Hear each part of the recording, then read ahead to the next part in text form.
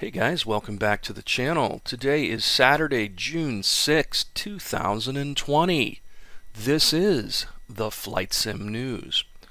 So here's something pretty cool that I happened to find.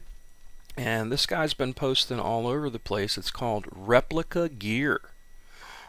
This guy's from Croatia. Looks like for 5 years now he's been designing and engineering replica World War II hardware for the PC.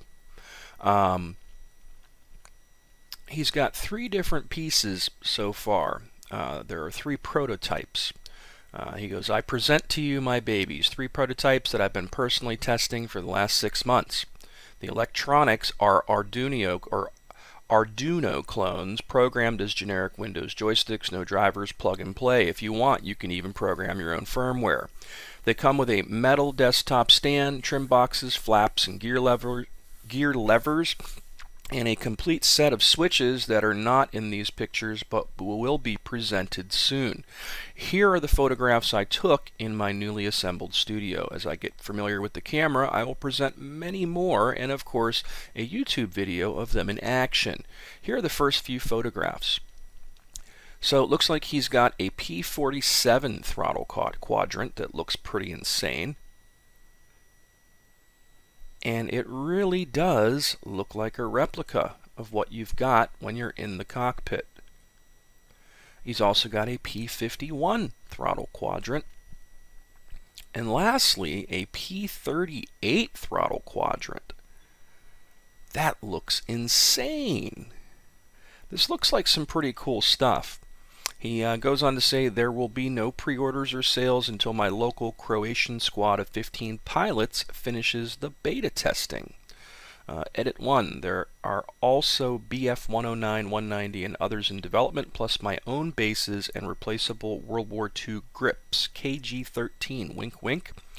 All of my products are designed per available original blueprint scans that I purchased. Dimensions are 1:1, with adjustments to fit sensors and such. That's pretty cool. The handles look pretty nice too. It's going to be interesting to see how this plays out. This could be a game changer for the guys who dig World War II stuff exclusively, especially with IL-2. That's where he posted this, one of the IL-2 forums. And with IL-2 and DCS, these ought to be really cool.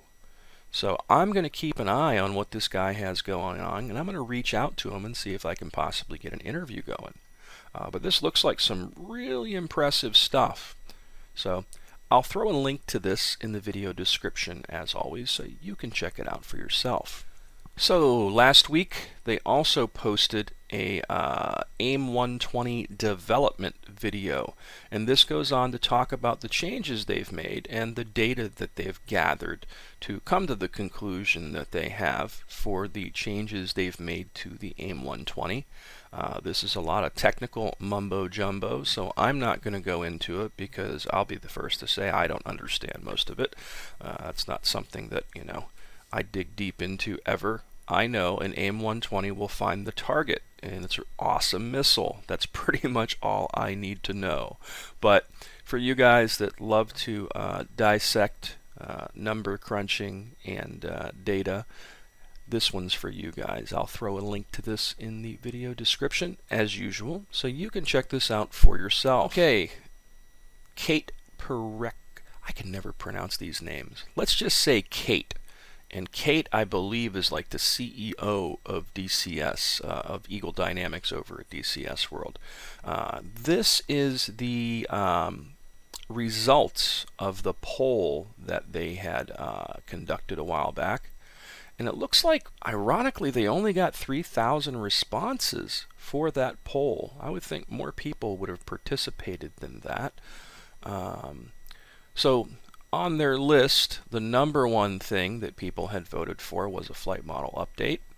The second was the air-to-ground radar and all its features. The third is data link symbols, EW symbols, and AG mode for the gimmicks. AT FLIR was fourth. Fifth was aircraft setup card and options mission card for 60 waypoints and the MUMI page. Sixth was the ECM jammer. Seventh was azimuth elevation air-to-air radar mode with auto IFF modes. 9 was loft modes, or 8 was loft modes. 9 was mark points, and 10 is SLAM ER air-to-surface missile. I believe they just added the SLAM and the air-to-ground radar. So it looks like 2 of the things on this list are definitely in process at the moment. And then here is the final list of features that are planned to be delivered in 2020 for DCS's Hornet. Completion of the Lightning targeting pod. It's now in the open beta. Dynamic launch zones and auto loft for the JDAM in the open beta. Air-to-ground radar in the open beta. SLAM in the open beta. So the top 4 things so far are in the open beta as of right now.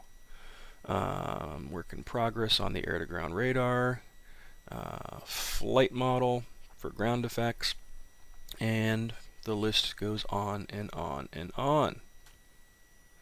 And then coming later in 2021, they plan to add new and updated HOTAS functions, radar spot mode, jamming targets not displayed on radar should be in dugout, RWS raid, the missing function of the wide radar auto acquisition mode, ACLS mode, coupled autopilot modes, offset waypoints, TALD decoy, MK77 firebomb, the Gen X decoy, and gun sparks at night. We have one encompassing feature that requires cooperation between the F-18C and F-16C team, the DCS core team, and third-party developers. Create a shared planning environment and agree on single strategy to support mission planning for many aircraft types. This includes a setup card options and mission planning card for waypoints and properties. So it looks like it's going to take some work from all the teams to come up with a way to pull that last piece off that they're talking about. But this is interesting data. If you want to see what the results are of that poll and where everything placed, I will throw a link to this in the video notes as usual. So here's something interesting. Heatblur, they posted that they have built a retro RBO5 Simulator, and you can check it out over here and download it yourself. It's a little bitty DOS looking game, basically, of practicing using the RBO5, which is a missile from the Viggen, while the Viggen is moving in what looks like an old DOS game. Pretty cool stuff. There's a Windows, Macintosh, Linux, and even a Raspberry Pi version. So if you want to practice up on your skills of using the RBO5, they've created a mini retro simulation just for you. And in other Heatblur news, they are still sponsoring the giveaways that I have been running. Today, there's 17 hours left as of recording this video. I should have this done in about 45 minutes and posted, so probably be about 16 hours left once this drops. To participate in the Heatblur and Meteor sponsored giveaways that I've been running, here is your chance to get your own copy of the Heatblur F-14 Tomcat module for DCS World and Meteor's new album System Failure. Both are pretty awesome, and I'll probably be announcing the winners tomorrow in a news piece in the morning once this is all said and done, and I will notify the winners. After this, I have 3 more giveaways to do. So I'm just doing them one at a time like this because I want to spread it out, and I want to give everybody a chance to get their hands on it instead of just running one. So last week's ended at around 685 entries. This week we're sitting at 575 right now and 17 hours left. Come on guys, let's beat last week's number of entries. So get on over there, You know, have your girlfriend enter, have your kid enter. I don't care. Just sign up and get entered into this thing. And I want to see you guys win and have some fun with this. So, Redkite, who does some of the most awesome and most informational and easy to understand tutorials for DCS, has put together a look at the recent changes to the Warthog and the M61 Vulcan armed aircraft, such as the Viper and the Hornet. And he goes into detail and gives you some side-by-sides here of the changes they've made to the gun dispersion, which I think is pretty kick-ass. Shoot from, the greater the visible improvement is going to be. As you might expect, there will be fewer outlying rounds now being present. Rather interestingly, you can now see much more clearly the differences in ballistic trajectory from the two ammunition types loaded in combat mix, with the API rounds landing forwards of the HEI rounds when firing from long range. So it's pretty neat. He does a really nice side-by-side comparison. And again, this is the kind of minute detail that I don't go into, and these are the things that really don't bug the shit out of me, but I know a lot of us that like this stuff are really deep into the numbers game and how deeply simulated everything is, and there's guys like that will just love this video, so that's why I'm looking at it here. It doesn't really affect me all that much personally, but I think some of you guys will enjoy this, so I will throw a link to this in the video description as usual. So let's talk about what I'm up to. So, up and coming in the queue is going to be a video on the first impressions of the P47D from DCS World. I'm a little bit torn on it at the moment. I'm not going to give anything away, but you know, there's a lot of fun to be had in it, but it's got some issues too. Like anything at the moment when it comes to warbirds and DCS.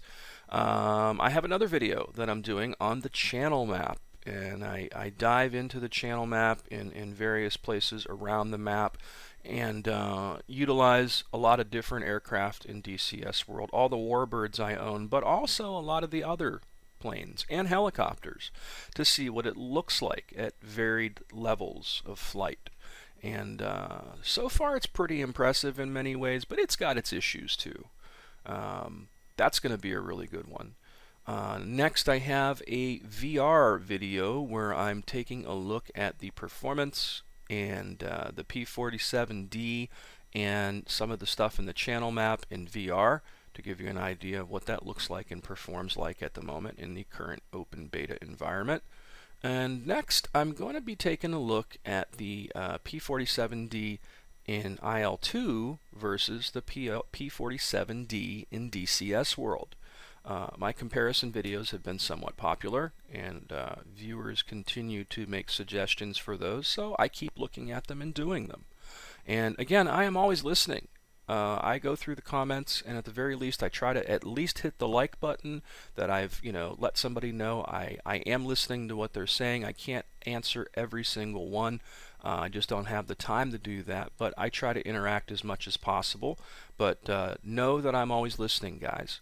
And definitely subscribe to the channel. The more viewers, the better. It's going to help me out in the long run. I'm really aiming for 5,000 now. That would make a lot of things a little bit easier for me. So that's what I'm up to this week in terms of what's in the queue, and I'm going to try to update you guys periodically on what I have going on and what's coming up. That way you guys can be interactive and give me some suggestions on what you guys would like to see, because the channel's all about you guys. It's not about me. It's about me just having fun and showing you guys what I think is cool. But at the same time, I'm always listening for you guys to tell me, hey, why don't you show me this, Rod? And I'd be like, why not? Let's do it. And almost every time somebody suggested something, I've given it a thought and tried to do it or done it. So I am listening, guys.